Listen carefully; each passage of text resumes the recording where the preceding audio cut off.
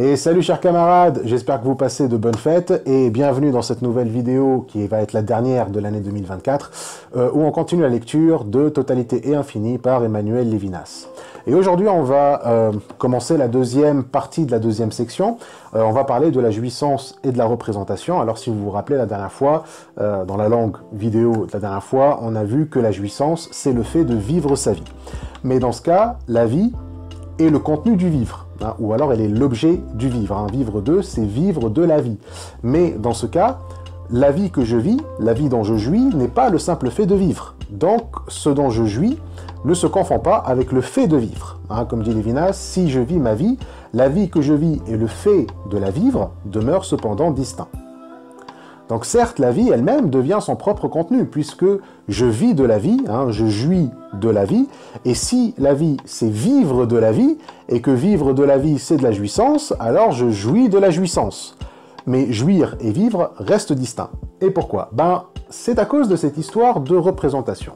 Quand on se représente quelque chose, on a déjà dit, c'est de l'intentionnalité, c'est-à-dire une manière de se rapporter à des objets.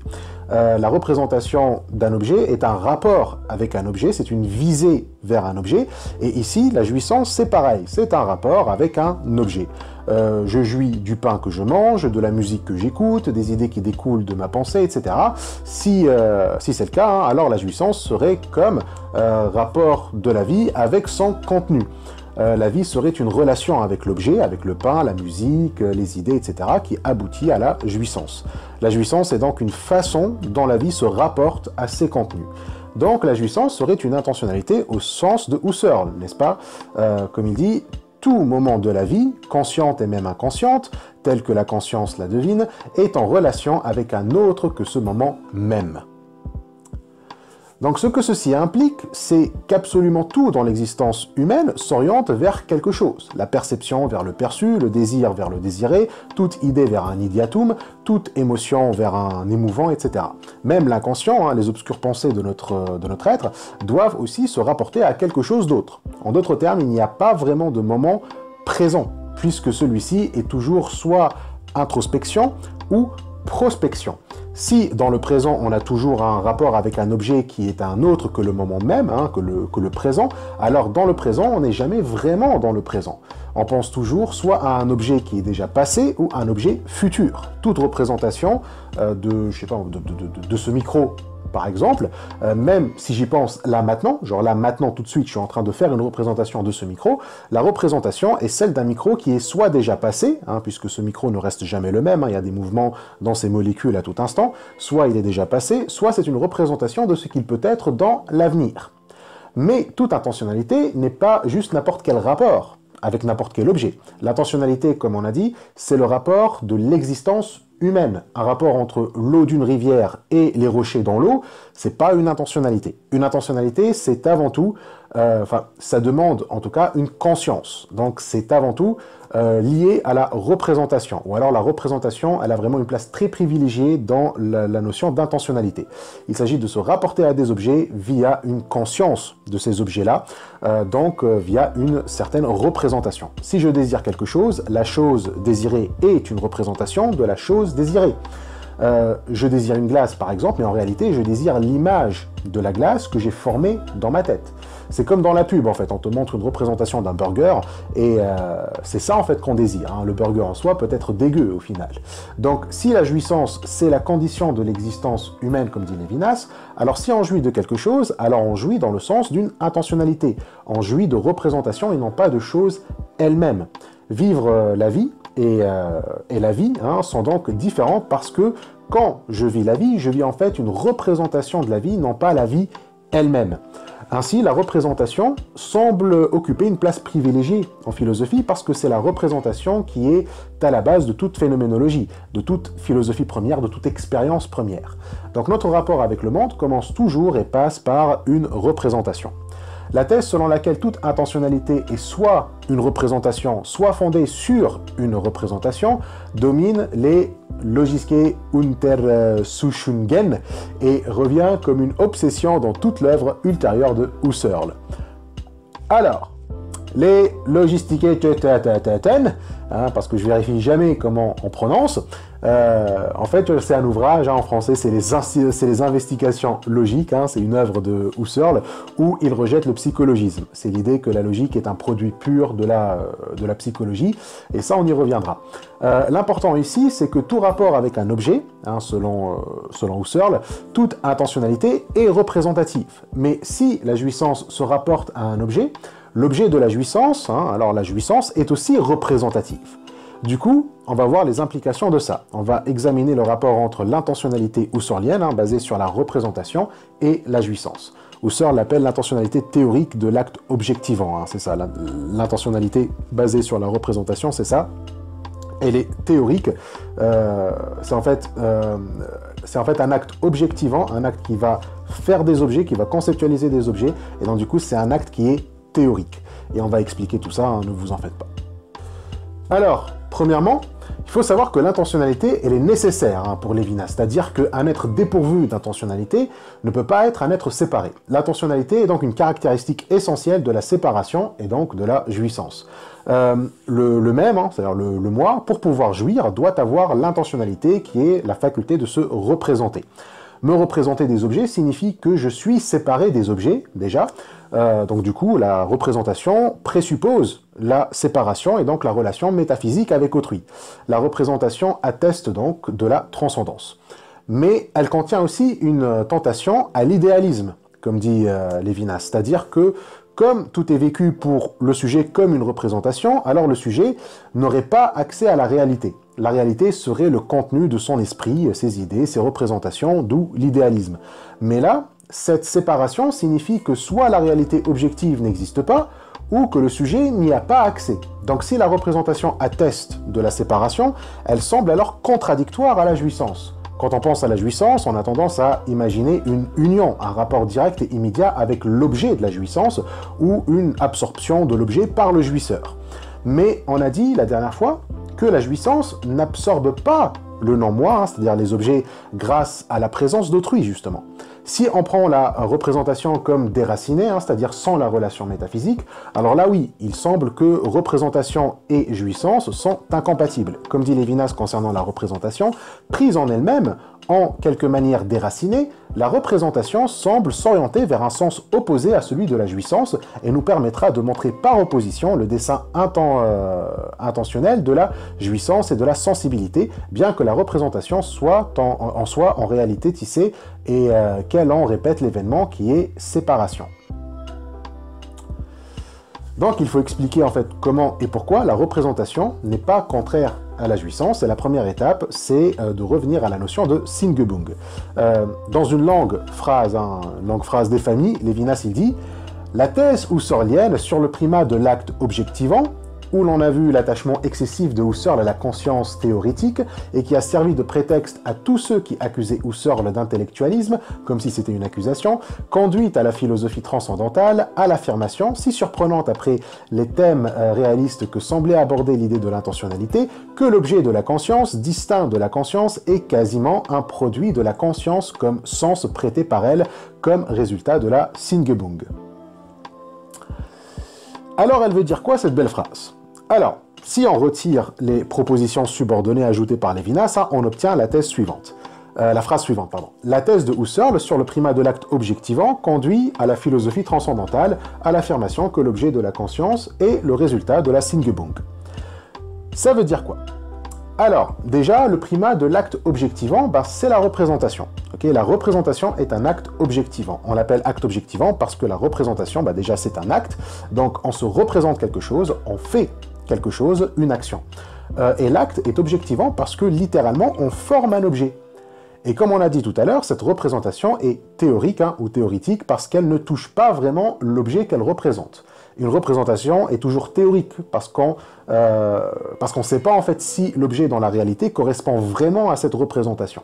Donc si la conscience fonctionne qu'avec des représentations théoriques, alors on accuse Husserl d'intellectualisme puisque toute connaissance est basée sur les facultés de l'intellect uniquement selon Husserl.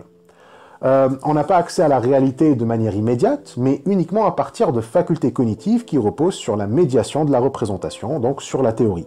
Mais on verra que cette accusation d'intellectualisme n'est pas vraiment une accusation, parce que l'intellectualisme n'est pas un problème selon Lévinas, et ça aussi on va y revenir. Donc, en fait, à partir de l'acte objectivant, on arriverait à une philosophie transcendantale. Alors, la philosophie transcendantale, c'est ici une référence à Kant. Emmanuel Kant dit que le transcendantal et le transcendant sont deux choses distinctes. Le transcendantal est ce qui est limité à notre perception, à l'idéalisme, si tu veux, tandis que le transcendant, c'est ce qui est à l'extérieur de l'esprit. Les représentations, c'est du transcendantal, mais les objets de ces représentations sont transcendants. Mais si on suit en fait les thèses husserliennes de l'intentionnalité, on arrive à la philosophie transcendantale, c'est-à-dire que toute compréhension, tout sens donné à l'objet passe par une représentation. Un acte objectivant, c'est l'acte de donner un sens finalement, de comprendre, de saisir l'objet. Si je me représente quelque chose, c'est que je lui donne un sens. Mais alors là, le sens n'est pas dans l'objet, mais dans la représentation que je forme. Donc le sens n'existe pas à l'extérieur, mais il vient de moi. Et ça, c'est en fait l'opposé du réalisme. Le réalisme soutient que les objets ont un sens en eux-mêmes, indépendamment de ma conscience, et la philosophie transcendantale, elle est idéaliste. Elle dit que le sens provient de la conscience. C'est pourquoi Lévinas dit que la philosophie transcendantale, c'est l'affirmation que l'objet de la conscience, qui est certes distinct de la conscience, reste quand même un produit de la conscience. Donc le micro qui est là est distinct de ma conscience, il existe bien en dehors d'elle-même, bien en dehors de ma conscience, mais parce que le micro n'est micro que s'il a un sens, sinon ça serait rien, quoi, je ne pourrais même pas dire que c'est de la matière, ce sens que le micro est, c'est le produit de ma conscience, en fait. Donc cet objet existe en dehors de ma conscience, mais il n'est micro que dans ma conscience. Son sens, même en tant qu'objet, c'est aussi dans ma conscience. Donc c'est pour ça que l'affirmation est surprenante, parce que le réalisme dit que si je peux comprendre un objet, si je peux avoir de l'intentionnalité, si je peux avoir un rapport avec cet objet, c'est que l'objet a un sens en lui-même.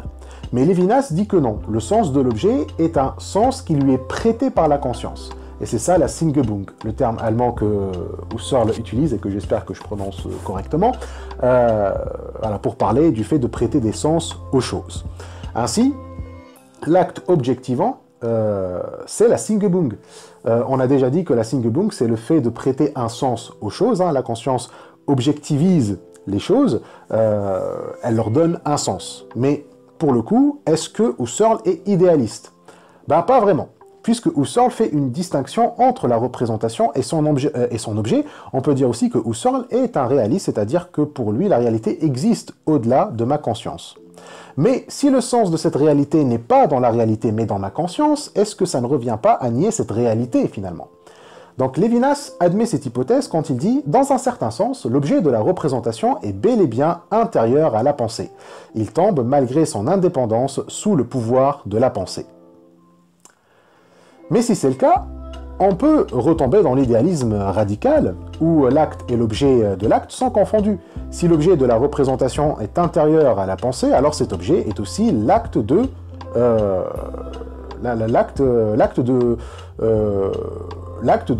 la pensée, finalement. L'acte du sujet. Voilà. Donc le micro est la représentation du micro, finalement. Et donc ici, la conscience serait en fait un atomisme psychologique. La conscience serait comme un corps, une structure d'atomes matériels, mais ici, c'est des atomes psychologiques. La représentation d'un objet serait un atome psychologique ou une séquence d'atomes psychologiques. On est donc complètement en fait coupé du monde extérieur, si tu veux. Donc si Husserl fait cette distinction entre objet et acte, mais il place le sens non pas dans l'objet mais dans l'acte, alors on tombe dans du solipsisme un peu à la Berkeley. Le sentant et le senti deviennent confondus, parce que le sentant est lui-même le senti. Si j'aperçois le micro, j'aperçois en fait un perçu que moi-même j'ai engendré. J'aperçois en fait finalement ma propre perception. Le sentant et le senti se confondent dans la sensation finalement. Mais c'est pas ce que Husserl, ou Lévinas d'ailleurs, avance. La Singebung husserlienne n'est ni idéaliste ni réaliste. Plutôt, elle fait que le sens se produit par les deux, par le sujet et également par l'objet. La représentation de l'objet doit d'abord être claire et distincte de l'objet et de la conscience, parce que les deux en fait la forment. Dans la clarté d'un objet, de prime abord extérieur, se donne, c'est-à-dire se livre à celui qui le rencontre comme s'il avait été entièrement déterminé par lui. Dans la clarté, l'être extérieur se présente comme l'œuvre de la pensée qui le reçoit. Donc ce que ça signifie, c'est que la représentation de l'objet n'est pas un mensonge ou une illusion qui ne correspond pas à la vérité ou la réalité de l'objet. L'objet en fait se donne, il ne résiste pas à la conscience ou à l'acte objectivant. Les objets en fait donneraient leur accord ou leur consentement, si tu veux, à la représentation. C'est ça qui fait la clarté d'une idée. Son objet se donne au sujet qui le perçoit. L'intelligibilité, la compréhension, repose sur cette clarté.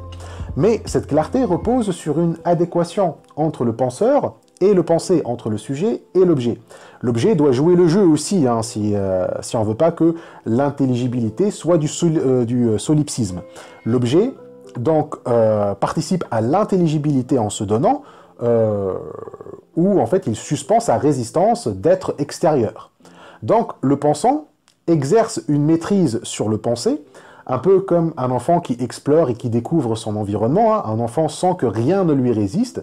C'est comme lorsque ton gamin te montre un dessin qui ressemble à rien, mais tu l'encourages, quoi. L'objet serait comme le parent qui laisse faire l'enfant. C'est dans ce sens en fait que l'objet ne montre aucune résistance et se donne à la maîtrise du pensant. Et dans l'activité, l'enfant, on le dit souvent, il est créateur. Il donne du sens au monde, le monde qui se laisse faire, qui se donne à lui. Cette maîtrise est totale et comme créatrice. Elle s'accomplit comme une donation de sens. L'objet de la représentation se réduit à des noèmes. Et donc on trouve l'origine de la relation noès-noème. Tout objet devient un noème, un objet fait pour être saisi par la pensée, par une noès. Les objets en fait se laissent devenir des noèmes pour être recueillis dans le panier du pensant. Ce panier en fait c'est un peu la noès, chaque noès a son noème qui lui correspond. L'intelligibilité c'est donc comme si on se promène en fait dans un champ éclairé par la lumière du soleil et on cueille dans nos paniers, nos noès, les noèmes qui correspondent. Le panier fait bien évidemment référence à Descartes ici. Descartes disait qu'il faut voir le contenu de notre esprit comme un panier avec des pommes. Les pommes, c'est les idées. Il faut, il faut vider le panier et exercer et examiner les pommes. C'est elles qui... en fait, tu examines, celles qui sont pourries, il faut les jeter, et il ne faut garder que les bonnes pommes dans le panier. Les idées pourries seraient les idées qui ne sont pas claires, les idées confuses ou obscures.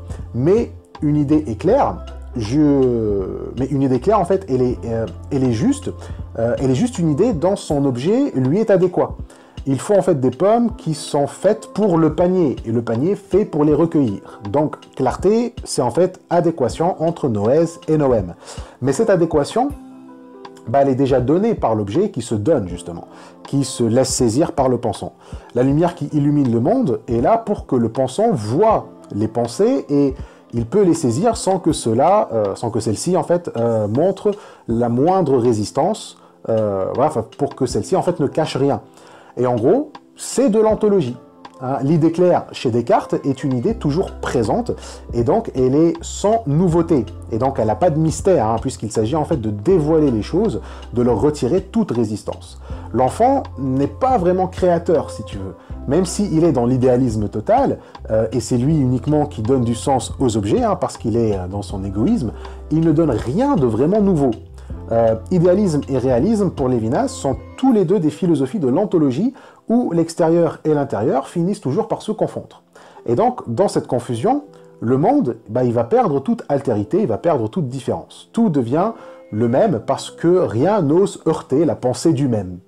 Le même, en fait, s'avance dans le champ avec son panier et rien ne peut le stopper, et rien ne peut le remettre en question, si tu veux. Ainsi, plus rien ne peut distinguer même le moi du non-moi. Citation.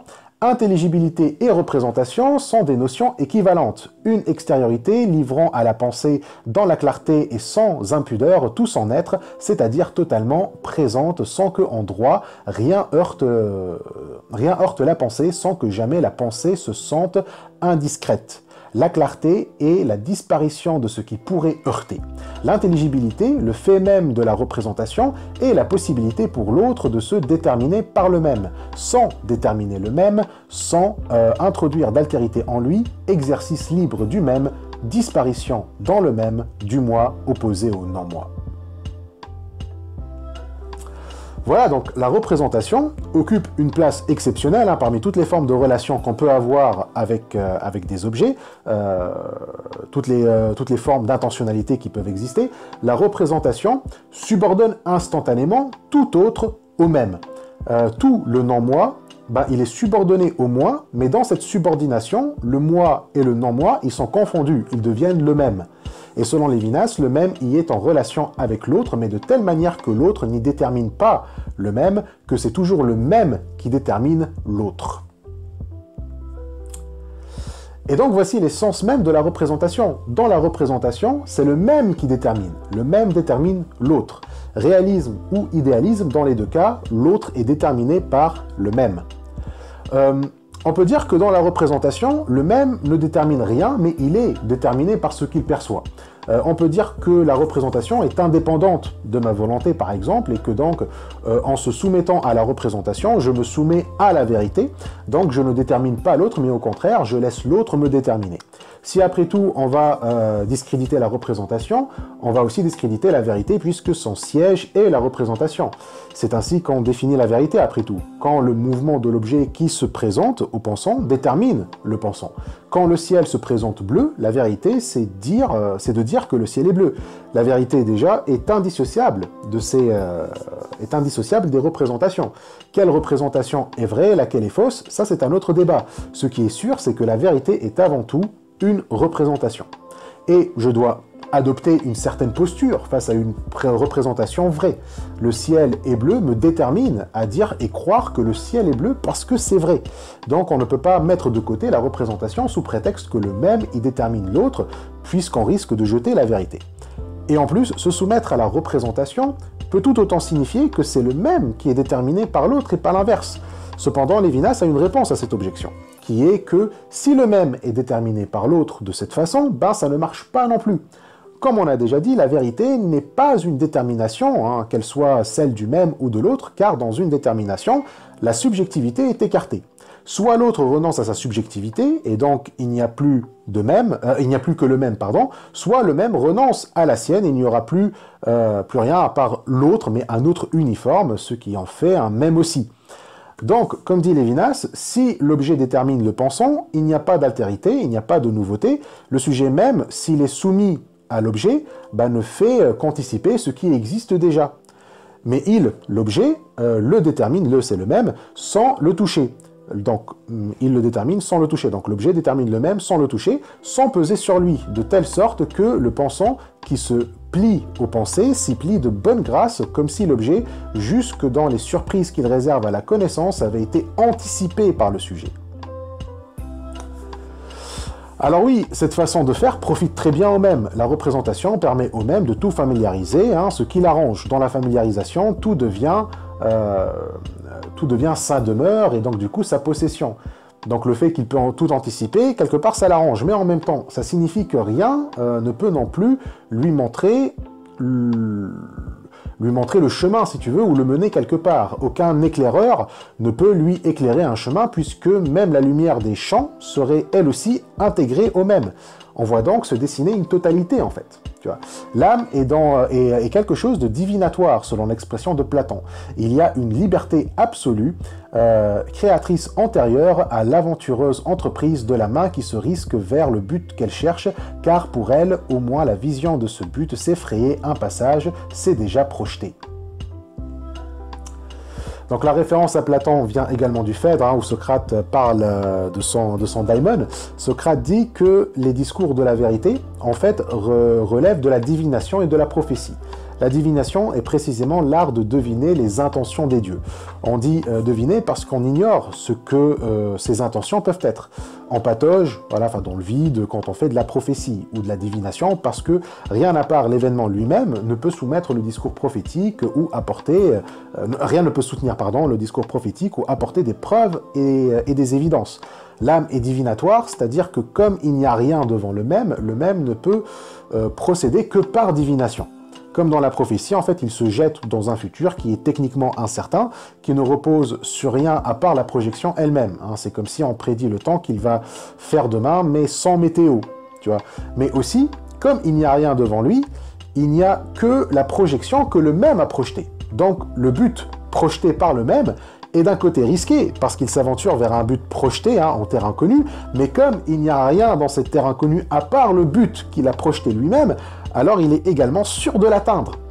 Et donc, en ceci en fait réside sa liberté absolue, hein, sa liberté créatrice et antérieure à l'aventure. La liberté du même lui permet de se guider lui-même, de se donner des buts à lui-même, de se donner une trajectoire là où il n'y a que de l'obscurité devant lui. Et la représentation, donc, c'est une projection de ce genre-là. Elle permet au même de se reproduire et de ne rien reproduire à part le même. La représentation, en fait, donne des buts aux actes du même. Elle leur donne un sens, celui de se reproduire, hein, celui de reproduire le moi. C'est pour ça que le même ne découvre rien, en fait. Ce qu'il découvre, c'est ce qu'il a déjà projeté. Okay, il n'y a donc pas de nouveauté. La représentation, c'est ce projet lui-même comme inventant le but qui, aux actes encore tâtonnants, s'offrira comme conquis a priori. L'acte de la représentation ne découvre à proprement parler rien devant lui. Et donc ainsi, le même dans la représentation a déjà décidé du sens des objets qui apparaissent déjà à l'avance. Même s'il est lui-même déterminé par ces objets, le résultat, c'est le même. La représentation reste une spontanéité, une liberté pure qui est antérieure à toute activité et qui décide à l'avance du sens de ces activités. Mais pour cela, cette spontanéité et liberté ne produisent rien à part en fait le déjà familier, tu vois, le déjà projeté. Bref, en fait, ça ne reproduit rien à part le même. Mais déjà, ça veut dire quoi déterminer par l'objet? En fait, déterminer, c'est juste au niveau de l'identité du moi. Quand le moi pense à un triangle, par exemple, le triangle détermine le moi dans le sens où je suis le moi qui pense au triangle et pas autre chose. La chose me détermine dans le sens où elle fait que je pense à elle. Je me la représente elle spécifiquement et pas autre chose. Genre le poids atomique, hein, dans le texte. Je suis déterminé par le fait d'être passé par la pensée du triangle et pas par autre chose. Le micro là, par exemple, il me détermine parce que c'est du micro que je parle et pas d'autre chose. Okay, je ne parle pas d'un autre objet quand je parle du micro. Donc le micro, en fait, il m'oblige à parler du micro et pas d'autre chose. Donc être déterminé par un objet, ce n'est pas juste comme on a dit tout à l'heure, hein, dans le contexte de la vérité, mais dans le sens où l'objet fait de moi un objet aussi. Il fait de moi un fait dans l'histoire, en fait. Le triangle a fait que je suis le Ismaïl qui a pensé à un triangle tel jour. Ainsi, lorsqu'un historien ou un biographe va reconstruire ma vie, il va se la représenter, il va trouver ces faits qui m'ont déterminé et il va les rassembler dans une histoire. Voilà, genre le 29 décembre 2024, Ismaïl a pensé à un triangle ou à la somme des angles d'un triangle, quoi. Mais ceci ne signifie pas que le moi est marqué par le passé, mais plutôt il l'utilise pour perdurer. Dans la représentation, le moi échappe à la détermination de l'objet, puisque l'objet, même en le déterminant, lui permet de se reproduire. Au moment même de la représentation, le moi n'est pas marqué par le passé, mais l'utilise comme un élément représenté et objectif. Illusion, ignorance de ses propres implications, la représentation est la force d'une telle illusion et de tels oublis.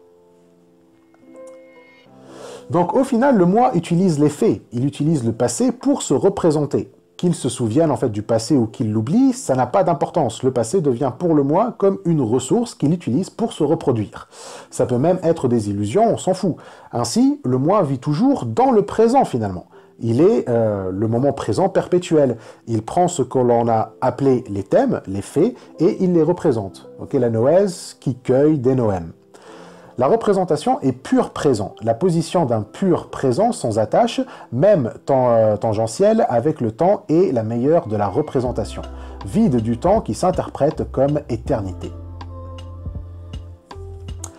La représentation donc permet au moi de se sentir dans le présent éternel, même si le moi vieillit, il devient dans le temps, il est soumis à un devenir, il a une succession de moments et de représentations, mais l'acte de la représentation reste le même, elle reste enfermée en lui-même et elle ne subit aucune altération. La représentation donc, elle n'est jamais passive si tu veux. Elle est elle-même l'unité fondamentale du même, son unicité, son ipsiété. C'est par la représentation que le même construit son identité, ou qu'il se saisit comme une entité représentante. Et cette entité vit justement des représentations qu'elle se fait des objets. Elle convertit leur extériorité en noème, prête pour la cueillette, voilà, prête à être consommée, quoi. Comme dit Lévinas, le même, se rapportant à l'autre, refuse ce qui est extérieur à son propre instant, à sa propre identité, pour retrouver dans cet instant, qui ne se doit à rien, pure gratuité, tout ce qui avait été refusé, comme sens prêté, comme noème. Son premier mouvement est négatif, il consiste à retrouver en soi et à épuiser le sens d'une extériorité précisément convertible en noème. Tel est le mouvement de l'époquée husserlienne, caractéristique à parler strictement de la représentation. Sa possibilité même définit la représentation. Donc voilà, ce qui lui a été refusé, ce qui a résisté au même, le même le retrouve en noème. De cette manière, en fait, le même reste toujours en soi. Il convertit les choses en noème, c'est en fait les convertir en même finalement. Tu vois, c'est je convertis une chose, un en moi pour les assimiler. Et donc la représentation permet cette assimilation. Le même se produit et se perpétue encore dans les choses qu'il convertit en noème. Selon Lévinas, c'est ça le sens de l'époquée chez Husserl. L'époquée signifie la suspension du jugement. C'est le rapport premier du sujet avec le monde, le premier contact. Lévinas nous dit que le premier contact est une représentation dont le but est la reproduction de la liberté du même. C'est le degré zéro. Le premier contact antérieur à tout jugement, la première représentation, c'est ça. Mais cette première représentation, si elle est vraiment libre de cette manière-là, c'est-à-dire en fait le même détermine l'autre mais pas l'inverse, alors on dirait qu'elle est inconditionnée. Or, toute représentation est déjà conditionnée pour pouvoir fonctionner. En d'autres termes, en fait, une représentation doit être causée, elle doit avoir des conditions qui la rendent possible. Et donc dans le jargon kantien, on appelle ça la perception transcendantale. Il s'agit de la construction ou l'unification d'une conscience cohérente, un moi, à partir d'expériences élémentaires. La représentation a besoin de soi, elle a besoin des conditions qui font son unification. Donc elle est déjà une synthèse, mais une synthèse a priori ici. Normalement une synthèse ne peut pas être a priori, mais comme la représentation dont on parle ici, c'est l'époquée, c'est l'unité de base, le point de départ, l'a priori, elle ne peut pas être une synthèse. Donc il va falloir trouver une solution à ça. Déjà, Lévinas nous dit que la représentation n'est pas inconditionnée, mais si elle est inconditionnée, en quoi est-ce qu'elle est une époquée? En fait, Lévinas nous dit que si on est face à ce problème, c'est parce que, comme on a dit tout à l'heure, on analyse la représentation dans sa forme déracinée. L'époquée, la suspension du jugement, fait de la représentation une notion déracinée. Et effectivement, ce qui est déraciné, on va avoir du mal à lui trouver une origine. Mais Lévinas nous dit qu'on peut répondre à ce problème. C'est que nous avons analysé la représentation déracinée. La façon dont la représentation est liée à une intentionnalité tout autre est différente de celle dont l'objet est lié au sujet ou le sujet à l'histoire. Donc ce que ça signifie, c'est que la représentation est une intentionnalité particulière parce que sa condition va se trouver dans autrui, qui lui n'est pas représenté. Voilà, en fait, à chaque fois qu'on arrive à une impasse, Lévinas il va te dire, voilà, c'est l'autre. C'est l'autre la condition de la représentation déracinée. La représentation première, c'est en fait la représentation de l'autre par le même, mais comme l'autre ne peut pas être représenté, alors on va dire que ça passe. La représentation reste bel et bien libre puisque son objet n'est pas un objet. La liberté totale du même dans la représentation a une condition positive dans l'autre qui n'est pas un représenté mais autrui. Donc déjà, c'est autrui qui est la condition de la représentation. Hein, la représentation, c'est de l'ontologie. L'ontologie n'est possible que par la présence d'autrui. Hein, ça, on l'a dit plusieurs fois. Mais on a dit aussi que dans la représentation, le même détermine l'autre, sans que celui-ci le détermine. C'est ça, en fait, la structure de base de la représentation. C'est le même qui détermine l'autre, et ainsi, il fait de l'autre le même. Alors, c'est contradictoire avec ce qu'on vient de dire concernant autrui, mais c'est nécessaire que le même ait cette faculté de tout convertir au même. Déjà, c'est comme ça que le même jouit de sa présence. Hein. La représentation, comme c'est un présent, c'est ça qui fait que le moi est conscient de lui-même, qu'il fait sa propre expérience. La représentation qui enferme le moi sur lui-même permet au moi d'être conscient de sa présence, d'être pleinement présent, okay, de faire l'expérience de sa propre présence. Mais c'est ce qui fait aussi, que l'autre est présent au même également. Donc si le même détermine autrui, déjà ça permet la présence de l'autre, et cette présence va permettre au même de s'affirmer encore plus dans un premier temps. Lévinas, il dit quelque chose d'intéressant concernant le même. Déjà, pourquoi il est appelé le même? Nous l'appelons le même parce que dans la représentation, le moi perd précisément son opposition à son objet. Il s'efface pour faire ressortir l'identité du moi malgré la multiplicité de ses objets, c'est-à-dire précisément le caractère inaltérable du moi. Rester le même, c'est se représenter. Le « je pense » est la pulsion de la pensée raisonnable. L'identité du même, inaltérée et inaltérable dans ses rapports avec l'autre, c'est bien le moi de la représentation. Donc, il s'appelle le même parce que par la représentation, le même et le moi et le non-moi, hein, le moi et son objet deviennent la même chose. C'est une totalité, comme on a dit. Dans la totalité, on est identique à tout. Hein, le tout est une unité, finalement. Et par ce procédé de représentation, en convertissant les objets en OM pour que le moi les recueille, et donc le moi s'étale de plus en plus jusqu'à tout couvrir, le moi trouve donc son caractère inaltérable. Le moi découvre que rien ne peut l'affecter, mais que lui, il affecte tout. Rien ne peut le convertir, mais lui, il convertit tout ce qu'il peut représenter.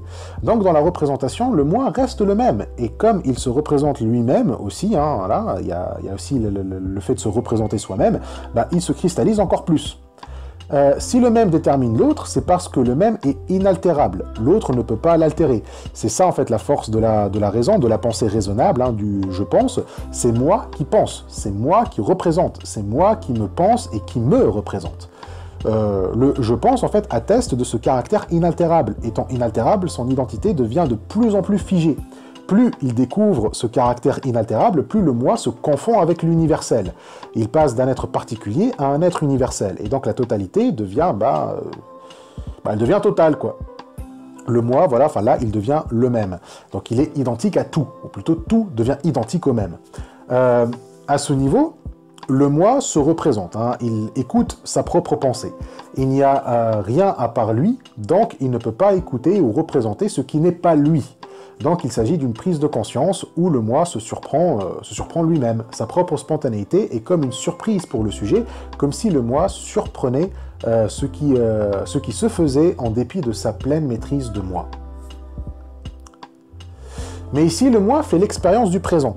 En se regardant, en s'écoutant, il empêche le passé de rester figé, hein, de rester que passé. On a déjà évoqué cet aspect du moi qui renouvelle le passé, hein, dans la première section, qui en fait, il rapporte le passé au présent.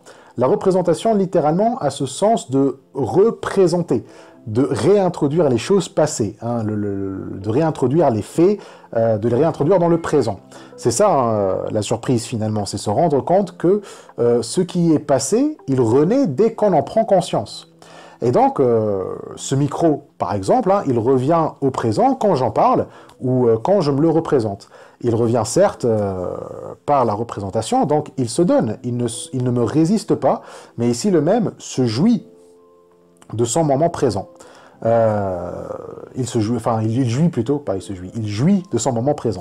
Ce moment présent, on l'a déjà mentionné avec Socrate, hein, tout à l'heure, quand on a parlé du daimon et de la divination. Le daimon de Socrate, cette voix qui intervient dans son âme pour lui dire de ne pas faire certaines choses, c'est le moi finalement, c'est Socrate qui se saisit lui-même.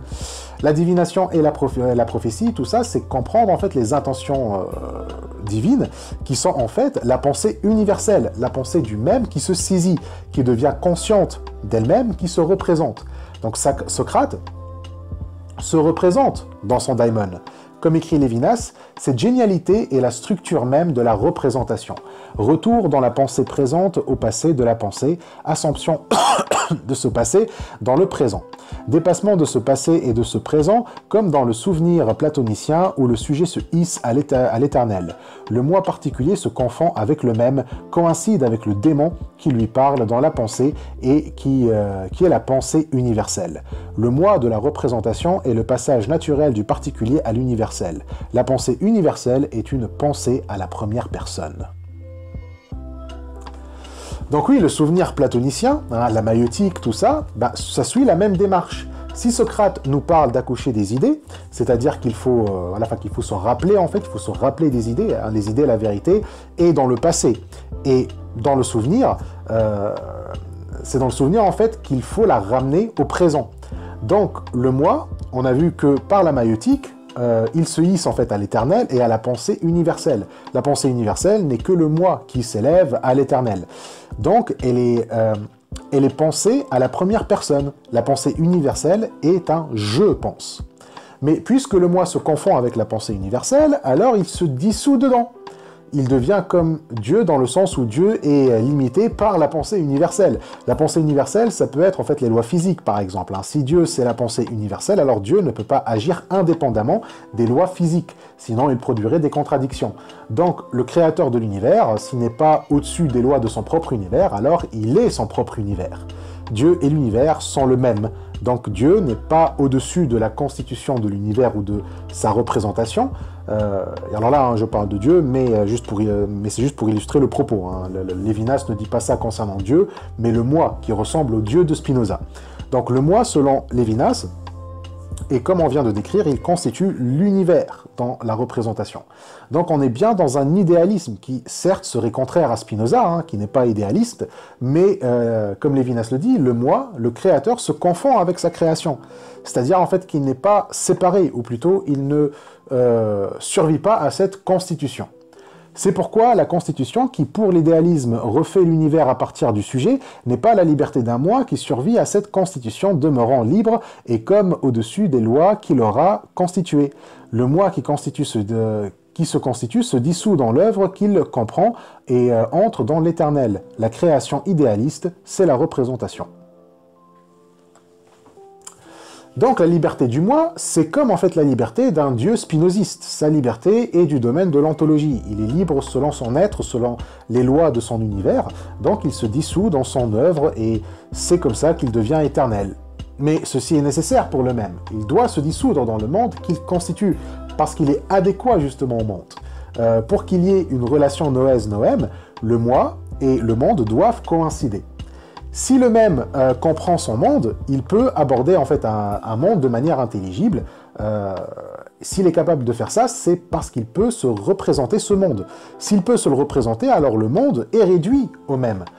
On dit que le même se dissout dans le monde, mais c'est plutôt le monde qui se réduit au même.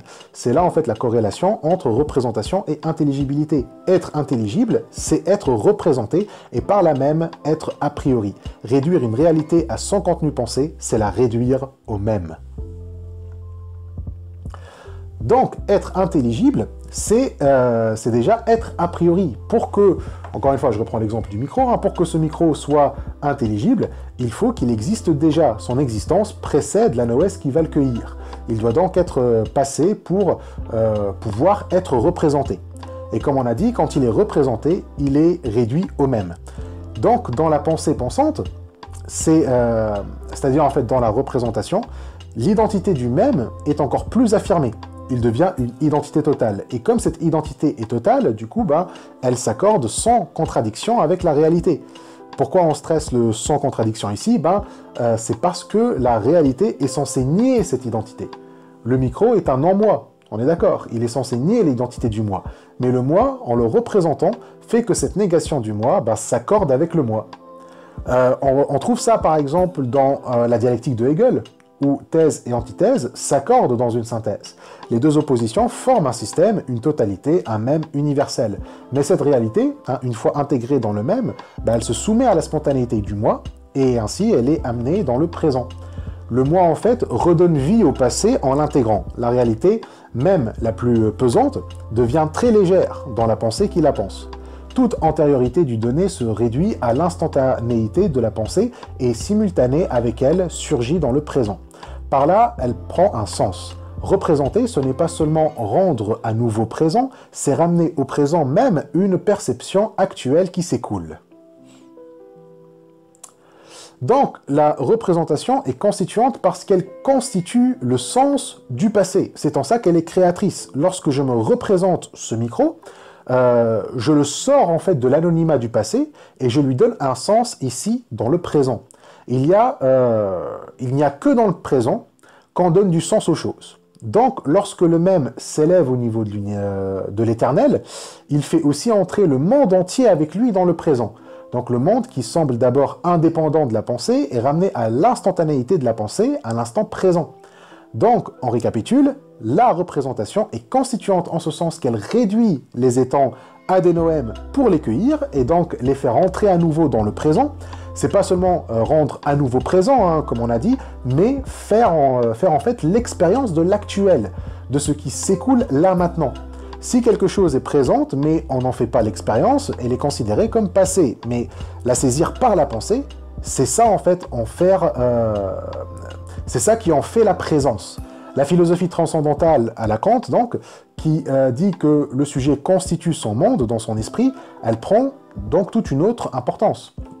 Comme Lévinas le dit, c'est en cela que la représentation est constituante. La valeur de la méthode transcendantale et sa part de vérité éternelle repose sur la possibilité universelle de réduction du représenté à son sens, de l'étang au noème, sur la possibilité la plus étonnante de réduire au noème l'être même de l'étang. Alors jusqu'ici, on a parlé de la structure de l'intentionnalité comme représentation détachée, c'est-à-dire comme époquée. On a vu qu'elle a la structure du noès-noème et qu'elle est une totalité. Elle réduit l'autre au même. Mais on n'a pas parlé de l'intentionnalité comme jouissance, et dont la structure est complètement différente. Et c'est ça qu'on va voir maintenant. Déjà, Lévinas nous dit que l'intentionnalité de la jouissance peut être à l'opposé de celle de la représentation. Celle de la représentation, comme on a vu, suspend la distinction entre l'intérieur et l'extérieur. La philosophie transcendante intègre l'extérieur dans l'intérieur, mais comme on a vu, ça a ses inconvénients, qui fait que le même en fait total, c'est un même impersonnel, c'est un même anonyme sans subjectivité. Or, il ne peut y avoir de jouissance sans subjectivité. Dans la jouissance, là, ça va être différent. Ça va être différent ceci déjà que la jouissance, en fait, elle maintient l'extériorité des objets dont elle jouit. Elle consiste à tenir à l'extériorité que suspend la méthode transcendantale incluse dans la représentation. Donc, dans la représentation, l'extériorité est suspendue, tandis que dans la jouissance, elle est maintenue.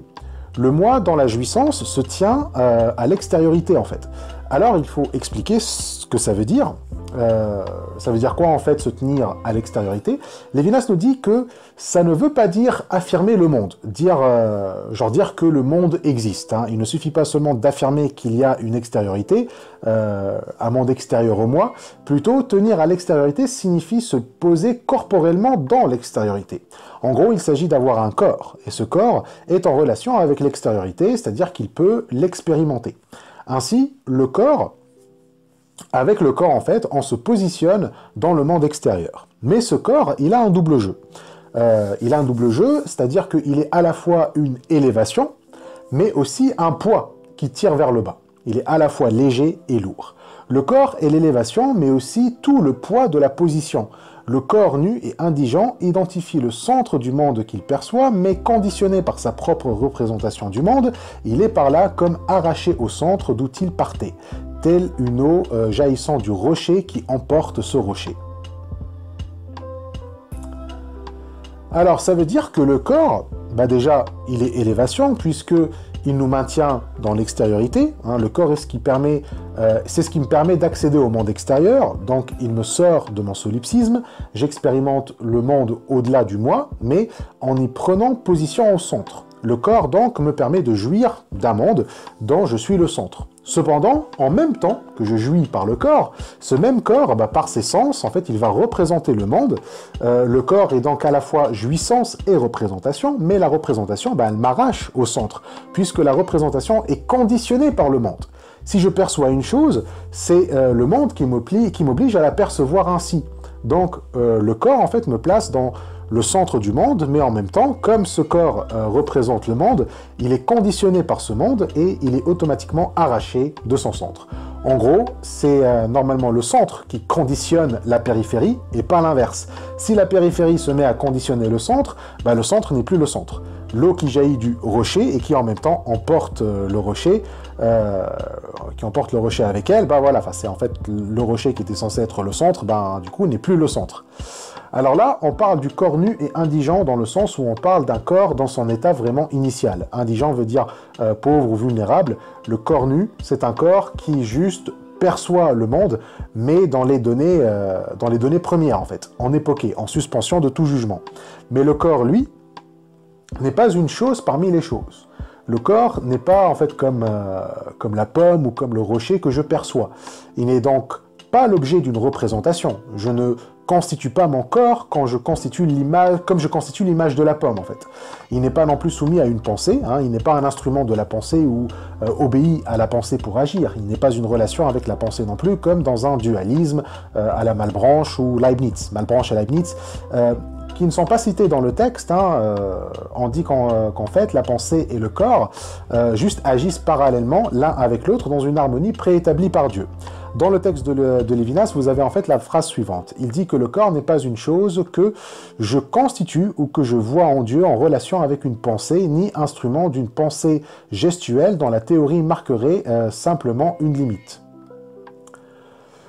Donc, le truc avec Dieu, déjà, c'est probablement du Malebranche et du Leibniz. Malebranche disait que comme l'esprit et le corps sont deux substances distinctes, elles ne peuvent pas exercer de force ou d'influence l'une sur l'autre, et que donc ça doit être Dieu qui les fait bouger d'une manière si harmonieuse qu'on dirait que c'est la pensée qui fait bouger le corps.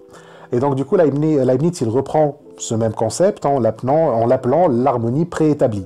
Donc, en Dieu, je vois le corps en relation avec une pensée. Pour que j'arrive à établir le lien entre le corps et la pensée, il faut voir en fait cette relation en Dieu. En fait, le corps n'est soumis à une pensée n'est pas soumis à une pensée que ce soit la mienne ou celle de Dieu. Il n'est pas un pantin dans la pensée gestuelle, une pensée qui le fait bouger.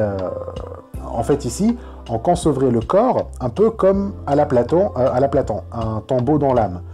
Un tombeau de l'âme, pardon, ou plutôt une limite de l'âme. La théorie, en fait, marquerait juste la limite de la pensée gestuelle, prisonnière d'un corps qui est matériel et qui ne peut pas tout faire. La théorie, en fait, dit juste à la pensée jusqu'où elle peut se développer. La théorie, c'est un peu le daimon de Socrate qui lui dit ce qu'il ne devrait pas faire.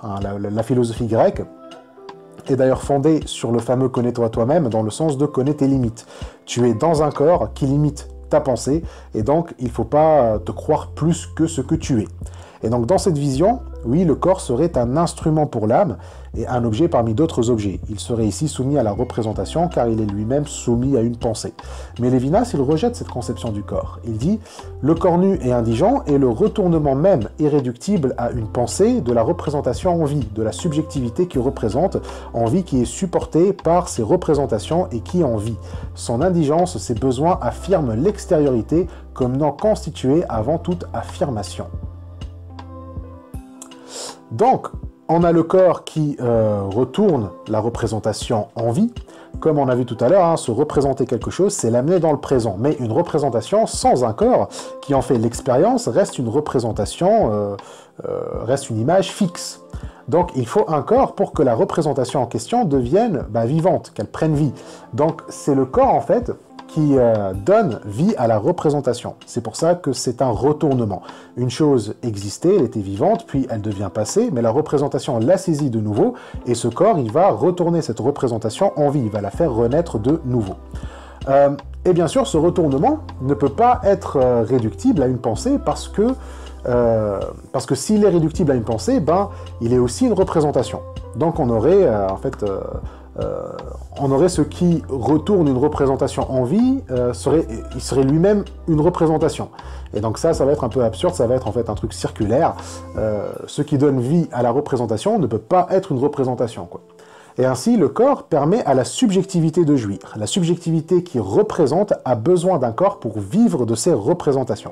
Le corps donne vie à la représentation, mais à la représentation de la subjectivité pour que celle-ci puisse en vivre. Donc la subjectivité qui représente vit de ses représentations, mais celles-ci doivent être en vie également. Si la jouissance, le vivre de, c'est vivre de la vie, donc vivre des représentations, c'est vivre de la vie. Donc les représentations doivent être vivantes, elles doivent être extérieures et il faut un corps qui en fait l'expérience. Ainsi, toute expérience phénoménologique ne peut se faire sans un corps qui retourne les représentations en vie pour ensuite s'en nourrir. Donc il faut une extériorité qui nourrit ce corps. Donc si le corps est nu et indigent, c'est-à-dire qu'il a des besoins, alors il doit être dans une extériorité qui est non constituée bien sûr, sinon on retombe dans la circularité. Et donc l'extériorité est non constituée, c'est-à-dire qu'elle n'est pas une représentation, elle est donc une affirmation avant toute affirmation. Et cette affirmation, cette extériorité qui est indépendante de toute affirmation et de toute représentation, ben, c'est par exemple la matière. Lévinas donne l'exemple du fer. Le fer est une matière qui existe, qui est extérieure au moi, et par la suite, le moi va commencer à en faire des représentations, à en faire un couteau, par exemple. Et en fait, les besoins du corps supposent cette extériorité, un état de choses avant que les choses soient devenues des choses. Toutes nos actions, en fait, dans le monde, que soit douter que le monde existe, ou lui imposer une certaine forme, la forme du couteau, ou détruire un obstacle ou un ennemi, etc., toutes ces actions supposent l'extériorité. C'est donc un état qui existe, qui est affirmé avant qu'on commence à faire des affirmations. Douter, travailler, détruire, tuer, tous ces actes négateurs assument l'extériorité objective au lieu de la constituer. Donc ces actes sont négateurs parce que ils nient l'extériorité, ou plutôt son altérité, puisqu'ils l'intègrent au même. Il y avait en fait l'altérité, le moi arrive, et par ses besoins, il nie cette altérité. Il fait du fer un couteau parce qu'il en a besoin, il fait de l'arbre une table parce qu'il en a besoin, etc. Bref, le même détermine l'autre, si tu veux. Mais en même temps, l'autre détermine aussi le même. Quand on assume l'extériorité, on fait... en fait, le moi entre en relation avec cette extériorité en la déterminant, mais elle le détermine aussi. Le fer que je détermine quand j'en fais un couteau, il me détermine aussi pour en faire un couteau.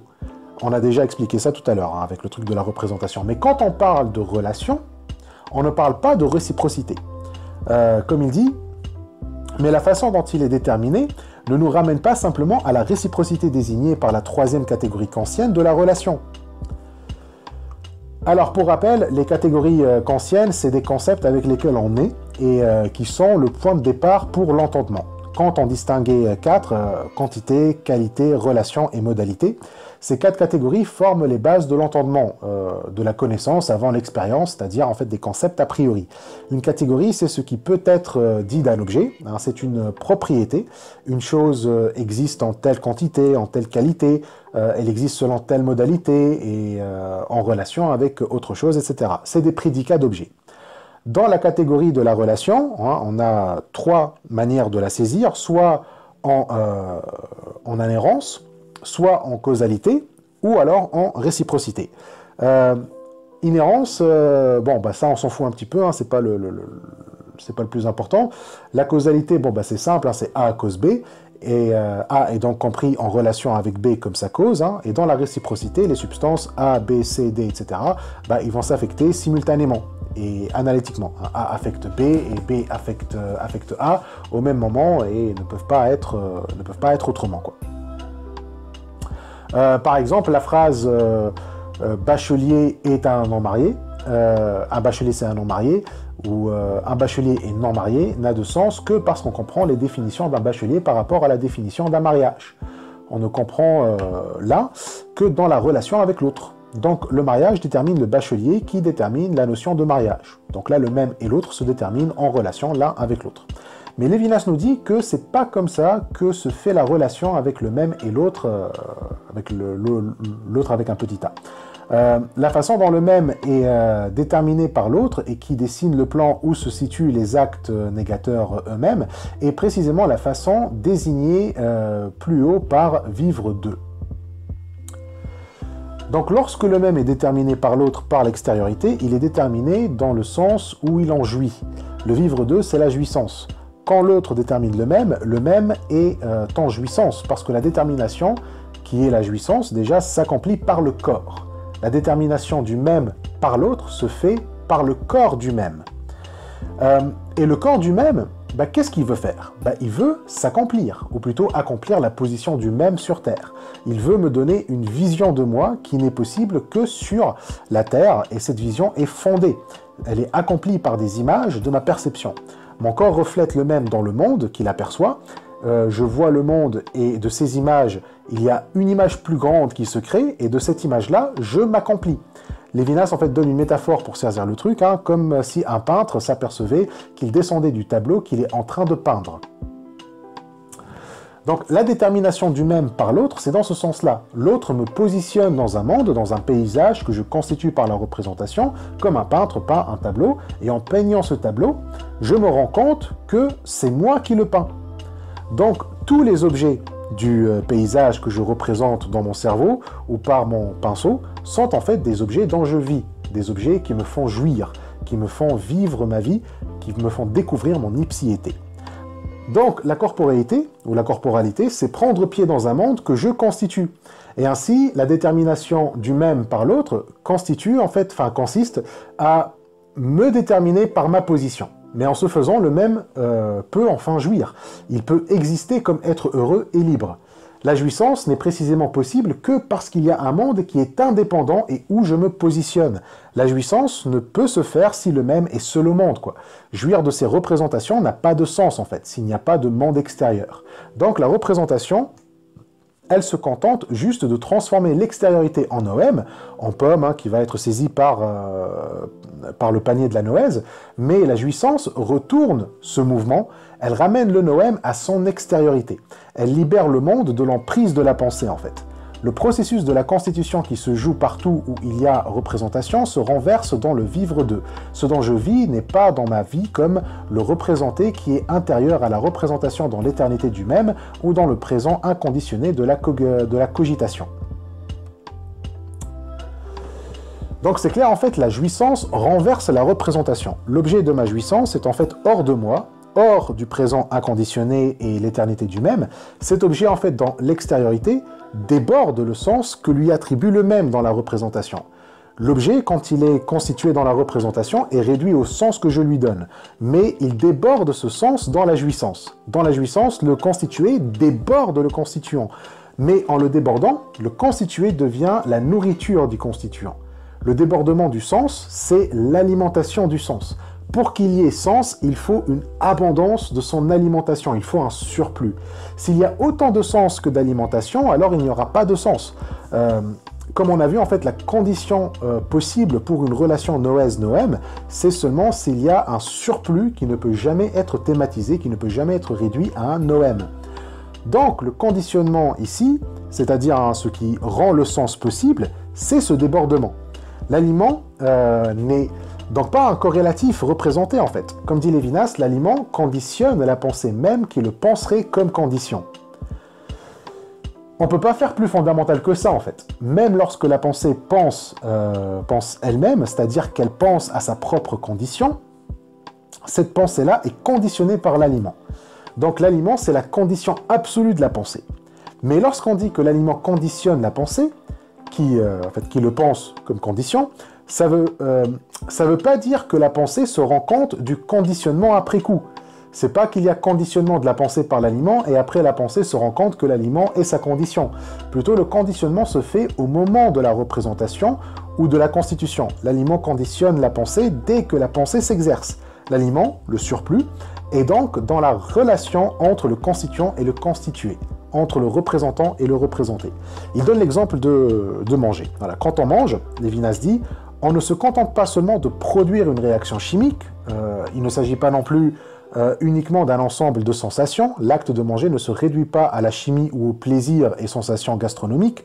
Plutôt, l'acte de manger me fait prendre conscience de ce surplus. Citation de Lévinas, cette morsure sur les choses que par excellence comporte l'acte de manger mesure le surplus de cette réalité de l'aliment sur toute réalité représentée. Surplus qui n'est pas quantitatif, mais qui est la façon dont le moi, commencement absolu, se trouve suspendu au non-moi.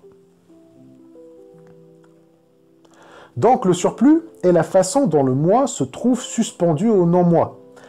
Alors qu'est-ce que ça veut dire? Quand je croque mon burger, en fait, je mesure un surplus qui est au-delà de la réalité représentée.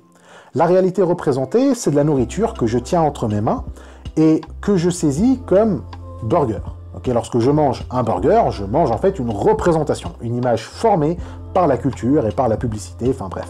Je mange un narratif, on va dire. Mais lorsque je croque dedans, il y a une sensation différente des plaisirs et des sensations physiques, mais une sensation phénoménologique.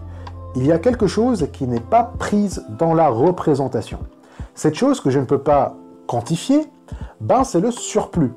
Il affirme le non-moi, duquel en fait je suis suspendu. Il affirme en fait une extériorité, il y a autre chose au-delà de la relation noès-noëm qui est irréductible à cette relation. Ainsi, mon corps, la corporalité, fait que je ne me contente pas seulement d'aborder le monde en représentation, ou seulement théoriquement on va dire, mais je l'aborde aussi phénoménologiquement. Et c'est ça la jouissance. Or, pour qu'il y ait jouissance, il faut un monde extérieur, il faut un surplus. S'il n'y a pas de surplus, tout serait représentation, et donc on ne pourra rien sentir en réalité. On serait dans une espèce de simulacre ou un spectacle où on voit des choses défiler, et c'est tout. Voilà, il manquerait cette expérience phénoménologique, cette expérience de la qualia. Mais avec un corps nu et indigent, un corps qui ressent des besoins, ben, je sais que je suis dans un monde extérieur. La faim, par exemple, accomplit des structures qu'on vient de décrire. Les structures qui brisent ou sont au-delà de la notion noès-noëm. Les structures décrites, citation, comme affirmation de l'extériorité, qui n'est cependant pas une affirmation théorique, et comme une position sur Terre qui n'est pas la position d'une masse sur l'autre. Bref, il y a une réalité objective, entre guillemets, une réalité que le moi peut constituer par la pensée objectivante parce qu'il y a un surplus au-delà de cette même réalité et qui conditionne cette réalité objective. Donc, cette altérité est donc affirmée. Alors certes, quand on mange, on transforme l'énergie de l'autre en énergie pour soi, ce qui reviendrait à détruire ou intégrer l'altérité de l'autre. Si c'est comme ça, alors le surplus en question n'existerait pas puisqu'on s'en nourrit. Il devient incorrélatif. Dans la satiété, le réel sur lequel je mordrai s'assimile. Les forces qui étaient dans l'autre deviennent mes forces, deviennent moi. Et toute satisfaction de besoin est par quelque côté nourriture. Par le travail et la possession, l'altérité des nourritures entre dans le même. Donc, lorsque je mange, quand je suis satisfait, ben, l'altérité a été mangée, elle a été consommée en moi. L'autre, en fait, devient le même, si on suit cette analogie de la nourriture. Or, nous, on veut une nourriture qui, tout en nourrissant le même, elle conserve son altérité. Alors, comment on peut résoudre cette contradiction? Lévinas dit répond en fait en disant que lorsqu'on parle de nourriture, à qui on dérobe son altérité, qu'on transforme son énergie en énergie du moi, on parle en fait de représentation. On parle d'une intentionnalité, on va dire mentale, plutôt que corporelle. Ce n'est pas le corps qui transforme l'énergie de l'autre en énergie du même, c'est la pensée. C'est elle qui fait que l'autre, c'est elle en fait qui réduit l'autre à un corrélatif, à un noème pour être récolté par une noèse. Travail et possession ne font entrer l'altérité dans le même que parce qu'ils sont des activités accompagnées d'une pensée. On ne peut travailler sur la matière ou la posséder que si on lui attribue déjà un sens. Or, c'est ce que fait la pensée. La pensée a une liberté ontologique, hein, si vous vous souvenez, sa liberté s'exprime dans le fait de décider c'est quoi les choses, de décider c'est quoi le sens des choses. Mais dans la jouissance, cette relation, elle s'inverse. Les choses ne sont plus représentées, ils ne dépendent plus du sens que leur attribue la pensée, parce que la pensée découvre qu'elle n'est pas sa propre condition. Elle est elle-même conditionnée par quelque chose qui n'est pas une chose, qui n'est pas un objet, et qui ne peut jamais devenir un objet. C'est comme si la pensée constituante se piquait à son jeu, dans son jeu libre, comme si la liberté en tant que commencement présent absolu se trouvait une condition dans son propre produit, comme si ce produit ne recevait pas son sens d'une conscience qui prête un sens à l'être. Le corps est une permanente contestation du privilège qu'on attribue à la conscience de prêter le sens à toute chose. Il vit en tant que cette contestation. Et donc ainsi, le corps est une contestation à la conscience. Il conteste ce privilège que la conscience se donne, en fait, ce privilège de, en fait, il n'y a que moi qui prête du sens à tout et à n'importe quoi. L'expérience phénoménologique qui passe par le corps révèle en fait les limites de la conscience objectivante. La conscience croit qu'elle peut tout comprendre toute seule, que toute connaissance passe uniquement par elle, alors que le corps lui révèle que non, qu'elle a une condition qu'elle ne peut pas réduire à un objet, qu'elle ne peut pas réduire à un noème. Et ainsi, le monde n'est plus un corrélatif de la pensée. Ce n'est pas un contemporain de la pensée qui exerce sa liberté en le thématisant. Plutôt, le monde est ce qui conditionne la pensée et est antérieur à sa liberté, et ainsi, il est son aliment. Le monde que le jeu constitue est l'aliment du jeu et de sa pensée et de sa liberté parce qu'il déborde de sa constitution. Il est aliment et il est milieu du moi. Il est le milieu où le moi prend pied. Il est comme la matrice en fait d'une mer dans laquelle on baigne. Mais c'est la conscience qui y baigne. Le corps, lui, par contre, il prend position pour que le moi prenne conscience de sa conscience. Sans le corps, en fait, la conscience ne peut même pas se saisir. Elle flotterait dans un monde anonyme, dans un ilia. Et l'intentionnalité de la représentation a besoin de cette intentionnalité de la jouissance. Sinon, elle reste suspendue. Elle reste inconnue même à elle-même. Et ainsi, l'intentionnalité de la jouissance vise l'extériorité. Pour jouir, l'objet de la jouissance doit être une extériorité. Il doit être un surplus. Mais cette intentionnalité, elle constitue cette extériorité. Et donc, elle devient antérieure à elle. Normalement, l'objet de l'intentionnalité doit être antérieur à l'intentionnalité, n'est-ce pas? Si l'intentionnalité se rapporte à un objet, il faut d'abord l'objet. L'extériorité doit précéder l'intentionnalité. Mais avec l'intentionnalité de la jouissance, le mouvement s'inverse. L'intentionnalité visant l'extérieur change de sens dans sa visée même en devenant intérieure à l'extériorité qu'elle constitue, vient en quelque façon du point où elle va, se reconnaissant passer dans son futur, vit de ce qu'elle pense. Oui, en fait, si on dit que la jouissance, c'est vivre de ce qu'on pense ou perçoit, alors c'est elle qui constitue sa propre bouffe. Elle vient de là où elle va. Si la nourriture est ce qui me permet d'évoluer et que je m'avance vers la nourriture, alors j'ai déjà pris mon évolution future comme un fait. L'intentionnalité a donc pour objet son futur. Donc son futur est déjà fait. Il est déjà un passé. Donc si elle vise l'extériorité, si elle vit de l'extériorité, alors l'extériorité est dans son futur. Mais son futur est aussi passé, puisqu'elle le constitue. Mais c'est précisément pour ça que l'intentionnalité de la jouissance n'est pas constituante. Oui, on a dit que la jouissance n'est pas constituante, mais là, on dit qu'elle constitue l'extériorité vers laquelle elle tend. Mais c'est pour ça qu'elle n'est pas constituante. Alors ça veut dire quoi? En fait, si on dit que le vivre d'eux n'est pas constituant, qu'il ne fait pas de représentation, ce n'est pas parce que son objet, l'extériorité, le surplus, est inconcevable ou ne peut pas être réduit à un noème, un moyen ou un instrument de la pensée, ou parce qu'il ne peut pas être réduit au présent éternel de la conscience. Là, on ferait en fait du surplus un être dans l'ontologie fait qu'on ne peut pas le réduire. Et donc, par son être, le surplus va compromettre la vérité universelle de la représentation. Mais dire que la raison pour laquelle la jouissance n'est pas constituante, c'est parce que la nature de son objet résiste à la représentation ou la méthode transcendantale. C'est faire de l'ontologie, là. L'extériorité, donc, si elle ne peut pas être constituée, ce n'est pas dans le sens de la représentation ou à cause de sa nature. Comme dit Lévinas, si l'intentionnalité du vivre d'eux, qui est proprement la jouissance, n'est pas constituante, ce n'est donc pas qu'un contenu insaisissable, inconcevable, inconvertible en sens de pensée, irréductible au présent et par conséquent irreprésentable, compromettrait l'universalité de la représentation et de la méthode transcendantale. C'est le mouvement même de la constitution qui s'invertit. Donc la jouissance, en fait, elle constitue l'extériorité en inversant le mouvement même de la constitution. La jouissance, comme on a dit, déconstruit le sens que la représentation donne aux choses. Elle les libère de la Singebung. En inversant la constitution, elle constitue l'extériorité des étangs. Mais plus précisément, elle ne s'agit pas non plus d'une perte de sens. L'extériorité, ce n'est pas l'état anonyme de l'Ilia, où tout est spectacle et rien n'a de sens. L'extériorité n'est pas l'irrationnel, auquel se heurte la pensée et ne peut plus la dépasser. Plutôt, l'extériorité, c'est l'expérience du changement de sens. Inverser la constitution, c'est changer le sens donné par la représentation. C'est ça, en fait, le corps nu et indigent. C'est dans le corps que cette inversion se manifeste. La corporalité résiste à l'idée qu'il n'y a qu'un seul sens et que seule la pensée peut en décider.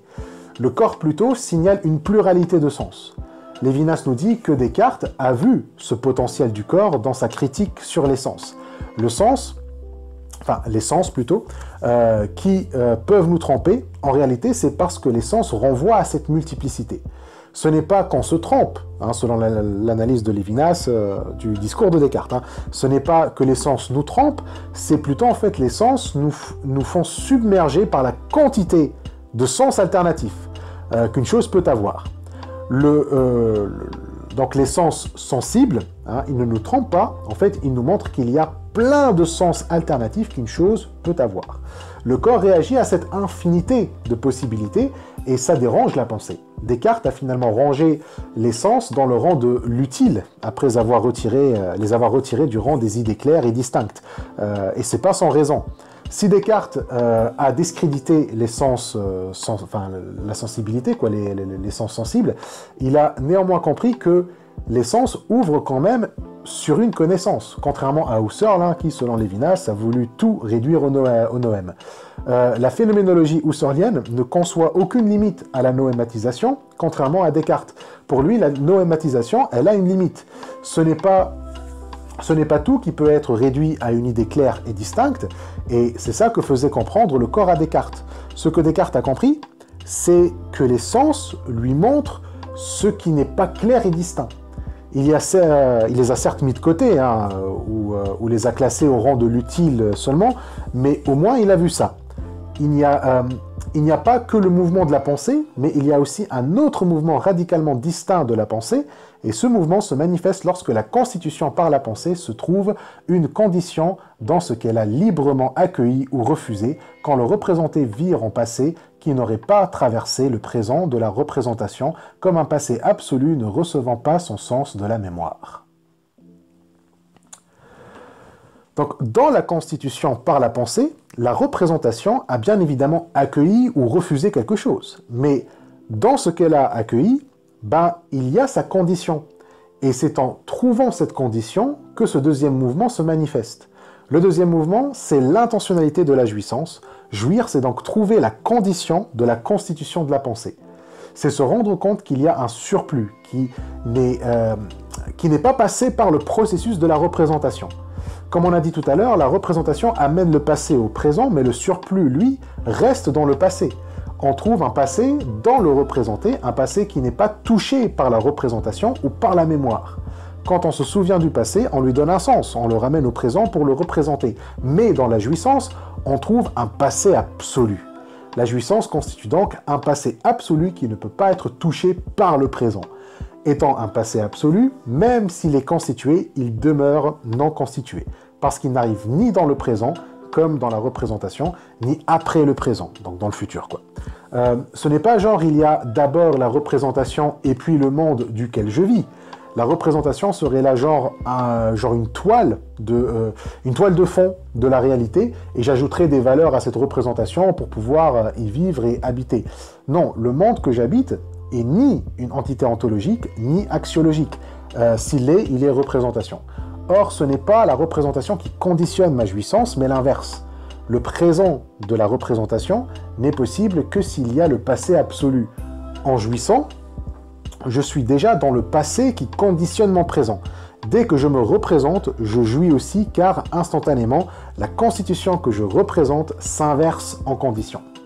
Comme la condition en fait précède ce qu'elle conditionne, et dès que je me représente, la représentation s'inverse en sa propre condition. Alors je suis toujours dans ce passé absolu en fait, et donc je jouis tout le temps. Comme dit Lévinas, le revirement du constitué en condition s'accomplit dès que j'ouvre les yeux.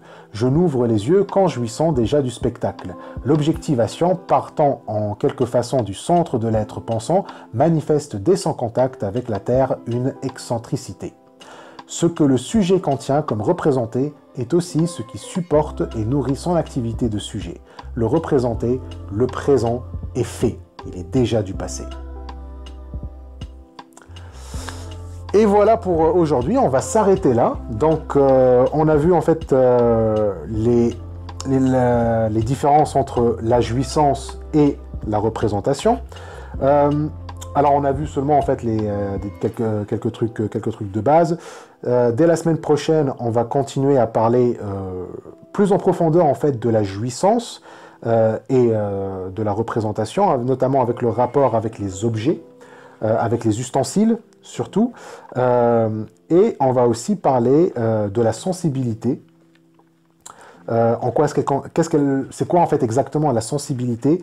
Et surtout, on va parler de l'élément. On va parler de l'élémental qui en fait va être vraiment ce surplus que la jouissance en fait touche, qu'elle touche sans toucher. Et on va voir tout ça la semaine prochaine. J'espère que cette vidéo vous a plu, que vous passez de bonnes fêtes. Et voilà, du coup je vous souhaite bonne année. J'espère que vous avez passé un bon Noël, si vous fêtez Noël. Et comme d'hab, tous les liens pour me soutenir dans la description. Et je vous dis